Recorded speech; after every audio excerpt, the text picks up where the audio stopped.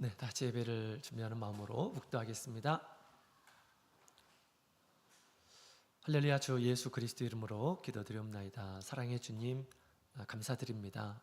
오늘 거룩한 안식일을 맞이하여 하나님의 집에 저희가 있도록 우리의 발걸음을 인도해 주시고 또 마음을 하나님의 집에 머물 수 있게 하여 주시니 감사드립니다. 우리에게 주신 모든 은혜를 주님 앞에 고백하며 찬양하며 감사하는 그런 인생이 되게 도와주시옵소서.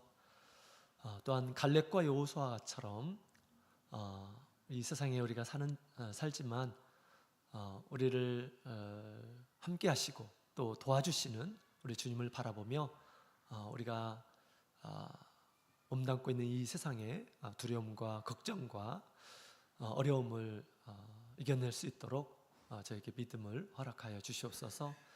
주님의 말씀은 진리입니다. 진리는 분명히 이루어짐을 믿습니다. 오늘 시간 또 주님의 말씀으로 우리에게 들려주시는 말씀 마음속으로 받게 하여 주시고 그 말씀을 따라서 저희들 살아가길 원합니다. 주님 함께 하여 주시고 또 깨달은 마음 주시옵소서. 할렐루야. 아멘. 할렐루야. 주 예수 그리스도 이름으로 우리 청년부 말씀 증거하겠습니다. 오늘 이 시간에 주시는 말씀은 신명기서 8장에 있는 말씀 함께 보시겠습니다. 신명기서 8장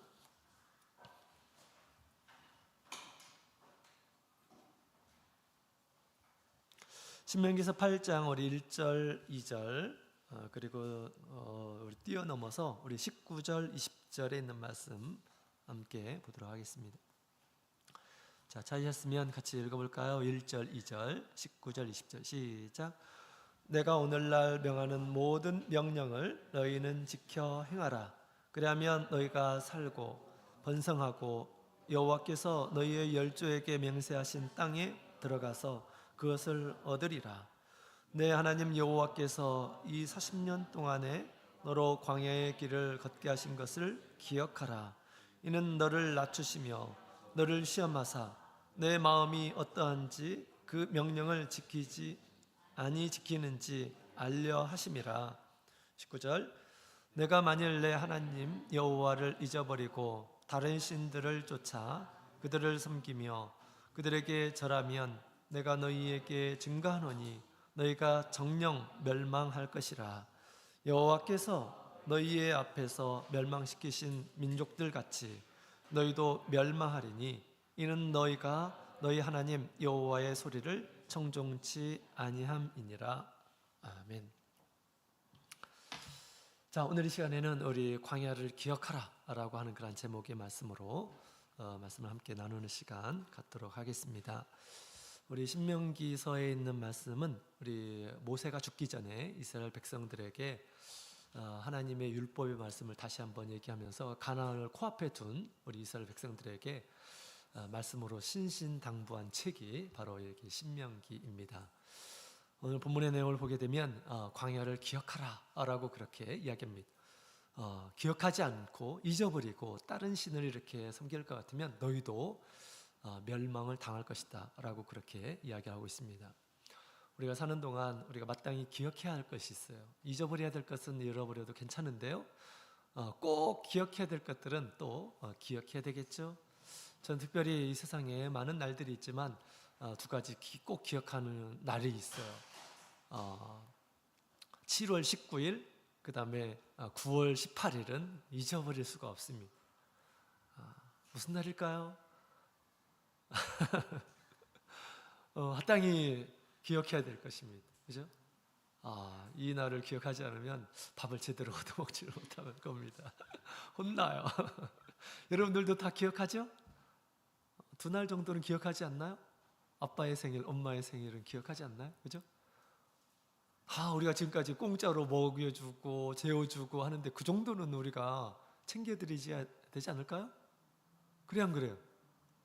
공짜로 먹여주고 살게 해주고 당연히 우리가 기억해야 될 것은 기억해야 합니다. 내 부모를 공경하라 라고 하나님께서 말씀하셨죠? 우리가 작은 것부터 우리가 실천하면서 하나님께서 우리 부모님들을 주셨어요. 부모님들의 은혜를 기억하는 이러한 사람들은 또한 우리 하나님의 은혜를 기억할 줄 아는 이러한 사람입니다.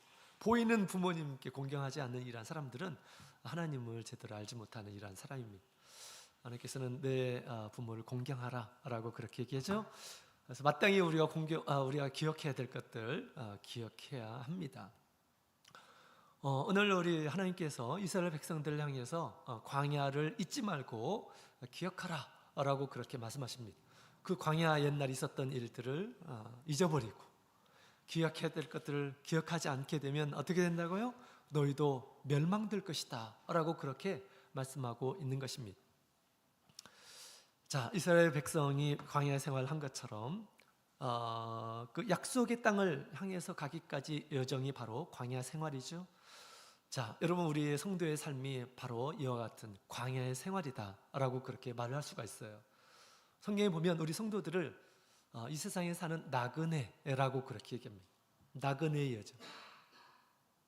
하나님 예수님께서 우리를 구원하시고 영원한 천국, 그것을 본향이라고, 우리가 가야 할 것이라고 이렇게 말씀하고 있죠.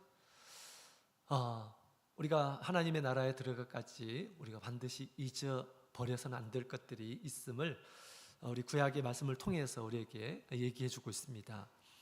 우리 광야 생활하면서 있었던 일들은 우리의 삶 가운데서도 분명히 있어요. 그래서 우리가 이것들을 기억하고 정말 조심해야 되고 해야 될 것들을 우리에게 가르쳐 주고 있죠. 그래서 오늘날 우리가 기억해야 될 것이 무엇인지, 또 이스라엘 백성들이 광야에서 무엇을 경험했는지 같이 살펴보고, 또 이것들이 우리의 삶 가운데서도 있어서 우리가 반드시 기억하면서 이 광야 생활, 나그네 생활을 우리가 끝까지 지켜 나가야 하리라 그렇게 생각이 됩니다. 이스라엘 백성들이 광야에서 어떤 일이 있었는지 알기 위해서 봐야 할 성경이 있습니다. 이 성경은 바로 민수기라고 하는 거죠. 이 민수기 안에 보면 이스라엘 백성들이 광야에서 어떤 일들을 이제 경험했는지에 대해서 자세하게 나오고 있습니다. 자, 그러면 우리 대략적으로 이스라엘 백성들이 애굽에서 나와서 어떤 일들이 있었는지 큰 주제들만 함께, 사건들만 함께 좀 보도록 하겠습니다. 자, 우리 클릭을 하면 광야의 여정이 저렇게 쭉 파란색을 따라서 이렇게 가는 여정에 이제 길이 있었는데요. 이것이 일반적인, 지금까지 일반적으로 이제 그 광야 생활의 여정이다라고 그렇게 얘기합니다. 이제 다르게 주장하는 이러한 사람들도 물론 있어요. 그런데 일반적으로 받아들여지는 것이 이것입니다. 자, 클릭해 주시면 먼저 이제 홍해를 지나서 이 마라에 도착을 하죠. 마라에 우물이 있었어요. 그 사막과 같은 곳에 갑자기 우물이 등장합니다. 물이 등장. 그래서 물을 이렇게 목마른데 물이 있어서 마셨겠죠? 그랬을 때 마라에 그 물이 썼어요. 먹을 수 없는 그런 물이었습니다. 이때 이제 모세에게 물이 써서 먹을 수 없다. 하나님께서 이제 모세가 하나님께 구했죠. 하나님께서는 가지를 꺾어서 그 물에 던지라라고 그렇게 얘기합니다. 그랬더니 물이 단물이 되었어요. 먹을 수 있는 그런 물이 되었다라고 그렇게 얘기하죠. 이런 이 마라의 쓴물을 이제 경험을 하죠. 또 쓴물이 단물이 되게 하는 그런 것을 경험했습니다. 그 다음에 조금 더 가니까 이제 엘림이라고 하는 곳이 도착했어요. 광야에 이 엘림, 종려나무 숲을 이렇게 목격을 한 것이죠. 거기서 아마 그들이 정말 오아시스 같은 그런 곳이었죠. 광야의 사막에서 정말 즐거운 또 한때를 보내었으리라 그렇게 생각이 됩니다. 그래서 이 광야의 생활은 항상 어려운 그런 일들만 있는 것이 아니라 그 중에 기쁨이 있는 그런 생활도 있었다라는 것을 우리에게 얘기해 주고 있습니다. 자, 그 다음에 또 이제 클릭이 안 되네요. 클릭하면 르비딤 전투가 있습니다. 이때 이제 아말렉 족속이 이스라엘 백성들을 이렇게 이제 쳐서 이제 전리품 이런 것들을 얻기 위해서 뒤에 가는 이란 사람들을 막 쳤어요.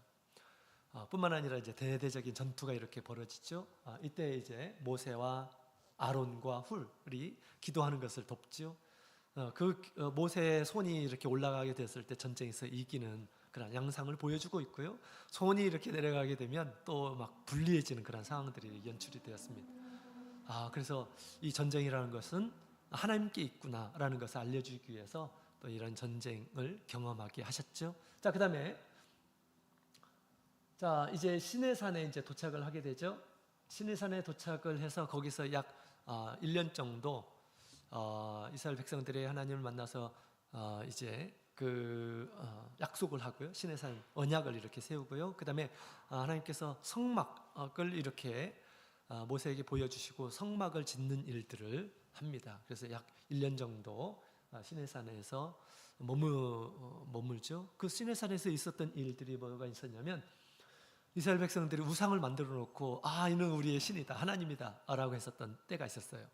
이때는 이 모세가 시내산 꼭대기에 올라가서 하나님과 40일 동안 만나는 그런 때였죠. 이스라엘 백성들이 너무 불안했습니다. 모세가 이제 사라진 줄로 생각했던 거죠. 지도자들이 그들의 마음을 모으기 위해서 이와 같이 이제 우상을 만든 그런 사건이 있었습니다. 자, 그 다음에 이제 어떤 사건이 있었을까요? 자, 그 다음에 다베라에서 원망의 사건이 있었습니다.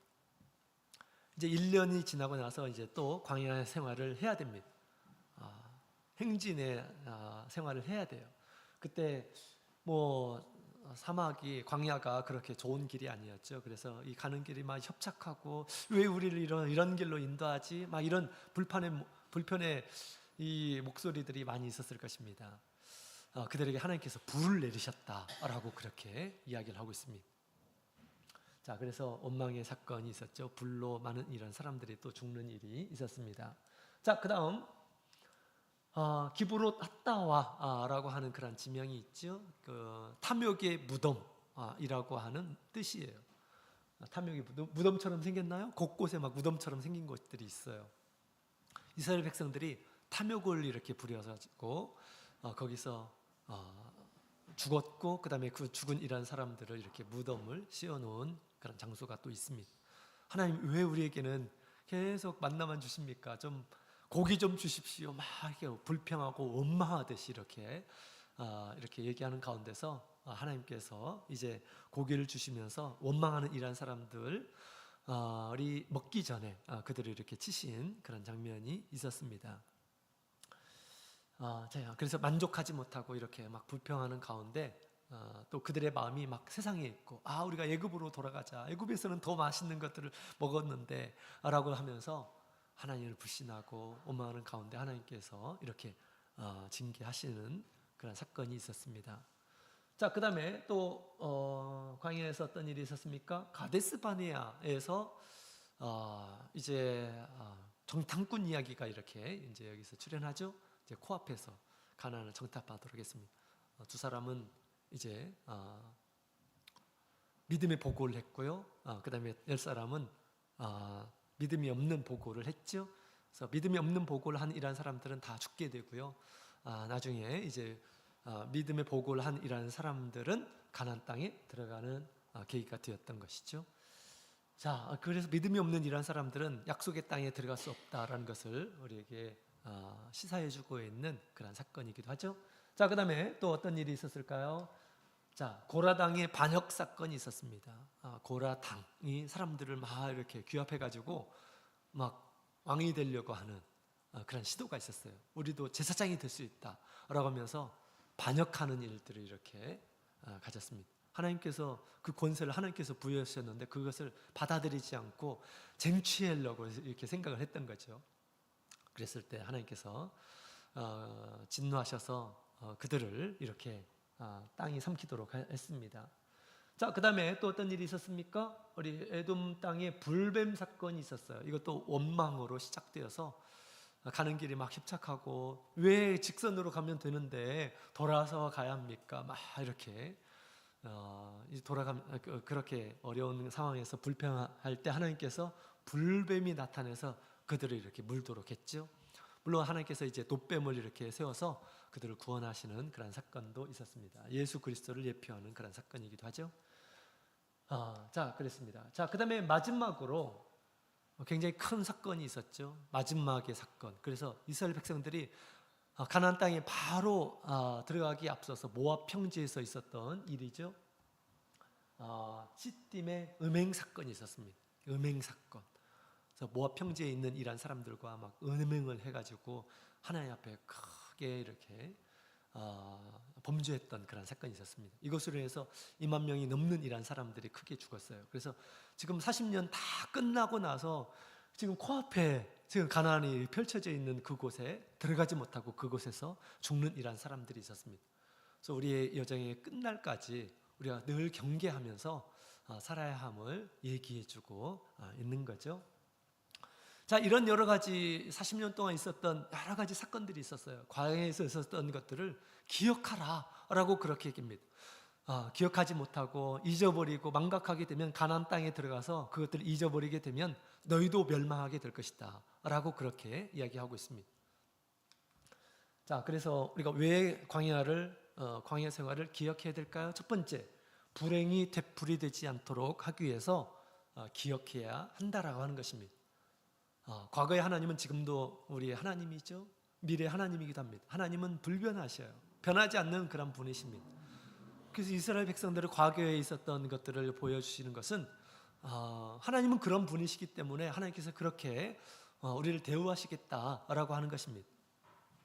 과거에 있었던 것들을 통해서 경계를 받고 교훈을 얻도록 하기 위해서 하나님께서 주셨던 것이죠. 그것을 잊지 않기를 원하셔요. 잊어버린 이란 사람들은 당연히 이스라엘 백성들이 이 불행한 그런 사건들을 다시 경험을 하게 되겠죠. 그죠? 그래서 이스라엘 백성들이 하나님을 믿지 않고 불평하고 원망하고 하나님이 우리와 함께 계시는가 시험하기도 하고 불신하고 또 반역을 하기도 하고 이랬습니다.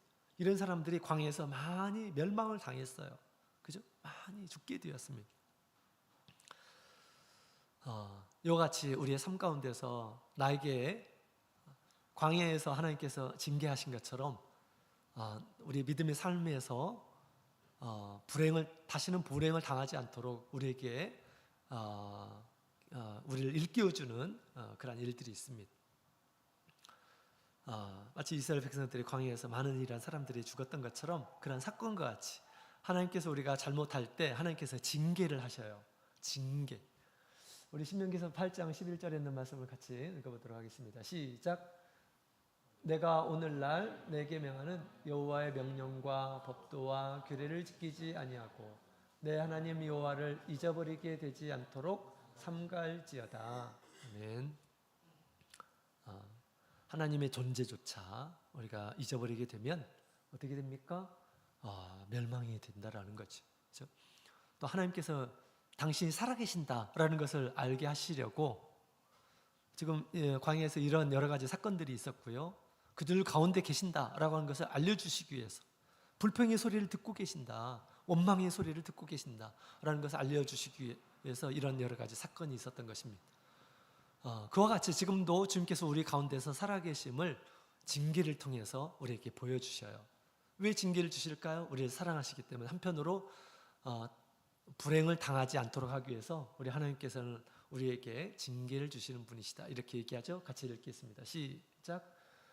주께서 그 사랑하시는 자를 징계하시고 그의 받으시는 이들마다 채찍질 하심이니라 하였으니 우리를 사랑하시면 우리 주님께서는 징계하신다. 따끔하게 혼을 내신다라는 것입니다. 죽이지는 않으실 거예요.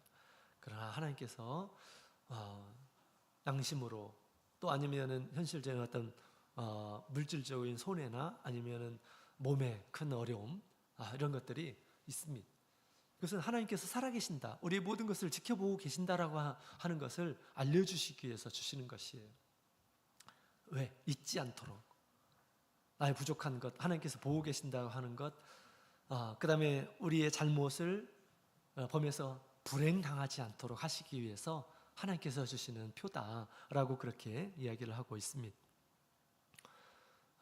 저는 뭐 특별하게 세상을 향한 어떤 욕심 이런 것들이 많이 있지 않아가지고 그렇게 큰 징계들은 없지만 그러나 소소한 그러한 징계들이 있습니다. 그것을 생각할 때마다 이렇게 하면 안 되지. 그런 생각을 이렇게 갖게 됩니다. 여러분들도 아마 하나님께서 주신 그런 징계, 이 광야를 죽지 않고 우리 믿음 생활에서 죽지 않고 천국에까지 이르도록 하기 위해서 하나님께서 우리에게 징계를 하시는 것입니다. 징계를 가볍게 생각해서는 안 돼요. 잊어버려서는 안 됩니다. 이스라엘 백성들이 불평하고 원망하고 믿지 않고 하나님의 말씀을 받아들이지 않고 그럴 때의 징계가 있었던 것이거든요. 우리에게도 이와 똑같은 그런 징계가 우리에게 있음을 알고 우리가 그것을 잊지 않아야겠습니다. 자, 그 다음에 두 번째로 왜 광야를 기억해야 될까? 두 번째로는 우리 하나님의 은혜를 잊지 않도록 하기 위해서 우리가 기억해야 합니다. 신명기서 8장 4절에 있는 말씀 다 같이 읽어보도록 하겠습니다. 시작. 이 40년 동안에 내 의복이 헤어지지 아니하였고 내 발이 부르지 아니하였느니라. 아멘. 놀라운 이야기를 하고 있죠. 40년 동안 그들이 한 벌로 모든 것을 해결했다라고 하는 것입니다. 1년에 한 벌 정도 이렇게 구입하지 않나요, 여러분들? 그런데 40년 동안 헤어지지 않도록 하셨다라고 그렇게 얘기합니다. 그들이 늘 이렇게 40년 동안 행군의 삶을 이렇게 살았는데 한 사람도 발이 부르지 않았다라고 그렇게 얘기를 하고 있어요. 놀라운 일이죠. 뿐만 아니라 광야는 어떤 곳입니까? 먹을 것이 없는 그러한 곳이에요. 그러나 하나님께서 만나와 메추라기로 먹게 해주시고 물이 나서 마시도록 하시고 생존하게 하셨다라고 하는 것이에요. 광야에서 우리가 살 수 있었던 것은 정말 전폭적인 하나님의 은혜다라고 하는 것을 기억하도록 하기 위해서 우리 주님께서 그것을 광야의 생활을 기억하도록 그렇게 말씀하시는 것입니다. 잊어버리지 않도록 하시는 거예요. 자, 우리 하나님의 은혜를 잊어버리게 되면 우리 마음속에 기쁨과 감사함이 사라집니다. 하나님의 은혜를 잊어버리게 되면 그래요. 하나님의 은혜를 잊어버리게 되면 그 마을에 불평과 그 다음에 원망과 또 걱정, 한숨, 두려움, 그런 마음으로 결코 하나님을 찬양할 수가 없습니다. 우리의 사는 것이 하나님의 은혜임을 우리는 늘 생각해야 되겠습니다. 우리의 힘으로 우리가 살아가는 것이 아니에요. 우리가 먹을 것, 입을 것, 우리가 살 수 있는 것, 이런 환경들 다 누가 예비하십니까? 하나님께서 예비하신다 라고 우리가 믿음으로 생각할 수 있어야 되겠습니다. 우리가 각자 하나님께서 나를 이렇게 인도하시는구나, 이렇게까지 나를 이렇게 살려주시는구나 라는 것들을 만약에 경험했으면 좋겠습니다. 저는 지금까지 살면서 큰 목숨의 위기를 이렇게 경험한 것이 제가 돌이켜서 생각해 보면 4번 정도 있었던 것 같아요. 그때 하나님께서 나를 살려주지 않았다면 나는 이 세상 사람이 아니다, 이런 생각이 들었어요. 제가 초등학생 때 이 미끄럼틀을 이렇게 겨울에 탔는데 한 번은 너무나 이렇게 막 가속도를 붙어가지고 엄청난 속도로 제가 이제 한번 처박힌 그런 때가 있었어요. 딱 처박혔을 때 제 숨이 딱 멎는 것을 이렇게 느꼈어요. 숨이 쉬어지질 않는 것. 그 시간이 짧은 그런 시간이지만 얼마나 이렇게 긴 시간이었던지 이렇게 죽는구나 이런 생각을 이렇게 가졌습니다. 그래서 저는 그때 죽을 줄로 이렇게 생각이 됐어요. 근데 나중에 숨이 쉬어지더라고요. 그런 것이 이제 그 후에도 한번 있었고요. 그 다음에 큰 교통사고를 바로 앞에서 이렇게 또 이렇게 제가 경험한 적이 있었습니다. 그래서 한 1초, 2초 정도에 제가 조금만 빨리 갔으면 그 사고를 제가 당하게 되었을 것입니다. 그런 것들을 이렇게 보여주면서 나의 생명이 나의 것이 아님을, 언제든지 이 세상을 그냥 떠날 수 있는 그런 존재임을 하나님께서 이렇게 알려주셨어요. 그것이 막 하나님께서 그렇게 알려주시듯이 저렇게 말씀하시는 것처럼 이렇게 느껴졌어요. 네가 지금 세상에서 삶은 내가 준 은혜로 네가 살고 있는 것이다 라고 그렇게 너무 피부적으로 와 닿는 그런 사건이기도 하고 그랬습니다. 사실 우리 하나님께서 우리의 호흡을 걷어 가시면 우리가 모든 거 누릴 수가 없어요. 우리는 그런 존재입니다. 살아가는 것이 하나님의 은혜임을 꼭 기억하시면서 하나님께 감사하시고 찬양하면서 우리 하나님을 잊지 않기를 원합니다. 자, 그 다음에 또 한 가지 우리 광야를 기억해야 할 이유가 있어요. 이스라엘 백성들이 광야는 하나님의 은혜로 통과한 거죠. 통과한 겁니다. 그 다음에 세 번째로 우리 광야를 기억해야 할 중요한 이유 중에 하나는 세 번째로 교만하지 않기 위해서입니다. 이스라엘 백성들로 하여금 교만하지 않도록 하기 위해서 광야를 끊임없이 기억하라 라고 말씀하시죠. 신명기서 8장 16절 같이 읽어보도록 하겠습니다. 시작.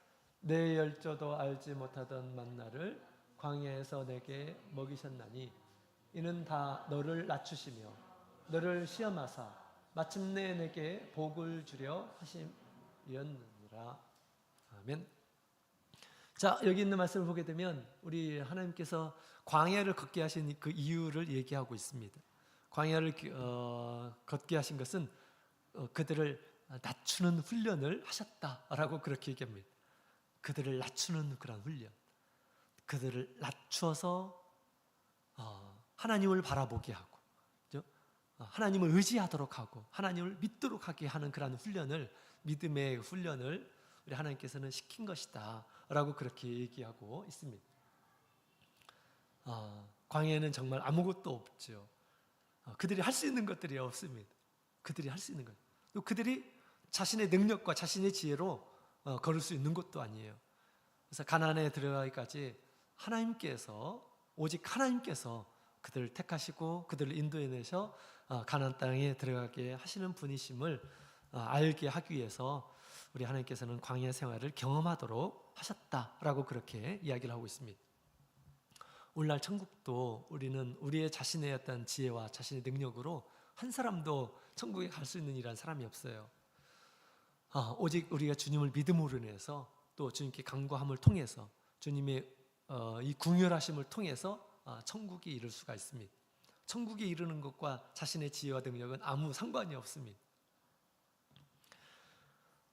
그래서 이스라엘 백성들에게 이제 우리 가나안을 이제 나중에 이제 들어가게 하시는데, 그들을 낮추고 가나안에 들어가서도 그들의 마음이 높지 않고 그들이 살아가는 것이 우리 하나님의 그 능력으로, 하나님의 인도하심으로 살아가는 것임을 기억하도록 하기 위해서, 그 가나안 땅에서도 겸손하게 하나님을 구하고 찾는 그런 삶을 살게 하시려고 믿음의 훈련을 하게 하셨다라고 그렇게 이야기를 하고 있습니다. 우리도 믿음의 훈련을 우리가 잘 받아야 되겠습니다. 이 세상에 우리의 힘으로 천국에 들어갈 수 없고 또 하나님의 뜻을 이룰 수도 없습니다. 나는 우리 주님이 없으면 아무것도 할 수 없는 그런 존재임을 끊임없이 깨달아가는 그 과정이 믿음의 과정이다라고 그렇게 얘기할 수가 있겠습니다. 그래서 우리 찬송가 중에도 우리 나는 아무것도 아닙니다라고 하는 그런 찬송가가 있더라고요. 그 찬양을 들을 때 굉장히 큰 감동을 이렇게 받게 됐는데, 하나님의 은혜가 아니면 나는 아무것도 아닙니다. 하나님의 능력이 없으면 나는 아무것도 할 수 없습니다 라고 하는 그런 찬양의 가사가 있는데요, 정말 우리 믿음의 삶이 점점점, 하나님은 내 삶 가운데서 점점점 커지고 나는 점점점 작아지고 그 은혜로 내가 살고 있음에 감사드리고 또 기뻐하며 또 하나님의 뜻을 따라서 온전히 자신을 드리는 그런 삶을 살게 하시기 위해서 하나님께서는 지금도 우리를 훈련시키고 계신다라고 하는 것입니다. 창조자 우리 하나님의 능력을 따라서 그렇게 사는 이런 사람들은 하나님께서 주시는 놀라운 역사를 경험하면서 삽니다. 그러나 하나님 없이 자기의 생각대로, 자기의 지혜대로, 자기의 뜻대로 살게 되면 우리 세상 사람들과 같이 그렇게 사는 거예요. 허무한 삶을 마지막에 내가 아무것도 하나님 앞에 기억됨 없이 그렇게 사는 것입니다. 그러나 하나님께서 우리에게 모든 것을 주신 것처럼 우리의 육신도 주시고 우리의 영혼도 주시고 우리가 가지고 있는 것이 하나님으로부터 오지 않은 것이 아무것도 없습니다. 그것을 인정해가면서 사는 삶이야말로 우리 하나님께서 굉장히 귀하게 여기는 삶이고 우리 하나님 앞에 더 귀하게 쓰임받는 그런 삶이 되리라 믿습니다. 자, 그래서 우리 마태복음 23장 12절에 있는 말씀을 보게 되면 이런 말씀이 있죠. 같이 읽겠습니다. 시작. 누구든지 자기를 높이는 자는 낮아지고 누구든지 자기를 낮추는 자는 높아지리라. 아멘. 세상은 우리 각 사람에게 네가 왕처럼 주인처럼 살라라고 그렇게 얘기하죠. 그러나 믿음의 삶은 그런 것이 아닙니다. 자기를 주인처럼 사는 이런 사람들은 믿음의 길을 끝까지 갈 수가 없어요. 주님께서 자신을 부인하고 그죠? 십자가를 지고 나를 따르는 자가 나의 제자가 될 수 있다. 천국에까지 이를 수가 있다. 하나님의 뜻을 이룰 수 있다라고 그렇게 이야기하고 있습니다. 마귀는 끊임없이 네 생각대로 해 라고 그렇게 얘기합니다. 네가 주인이야. 세상의 주인은 너야 라고 그렇게 얘기합니다. 그러나 우리가 주인입니까? 그렇지 않아요. 내가 이 세상에서 맨날 며칠 어디에서 출생하기로 작정하고 태어난 사람이 있습니까? 내가 언제 죽을지 아는 사람이 있어요? 우리의 생명은 우리가 주인이 아니에요. 하나님이 우리 주인이십니다. 그 하나님을 인식하면서 사는 그런 삶이 이 세상에서 가장 아름다운 또 믿음의 삶이 될 것입니다. 그 하나님을 바라보며 또 하나님의 말씀을 따르며 자기를 낮추고 하나님의 뜻을 앞세우며 살아가는 우리 청년이 되어서 우리 하나님이 우리 가운데 살아계심을 나타내며 그 하나님을 위해서 감사하고 기뻐하며 사시는 우리 모든 청년들이 다 되기를 소망합니다. 하나님을 높이고 자신을 낮추는 청년부, 믿음의 삶 가운데서 계속 이런 것들을 경험하고 더욱 온전해지도록 우리 하나님이 더욱 우리 가운데서 살아계시도록 그렇게 우리가 구하는 삶을 살아야겠습니다. 다 같이 우리 기도하도록 하겠습니다. 오늘 말씀 생각하시면서 우리 가운데 살아계신 주님을 기억하게 도와주시고 또 기도하실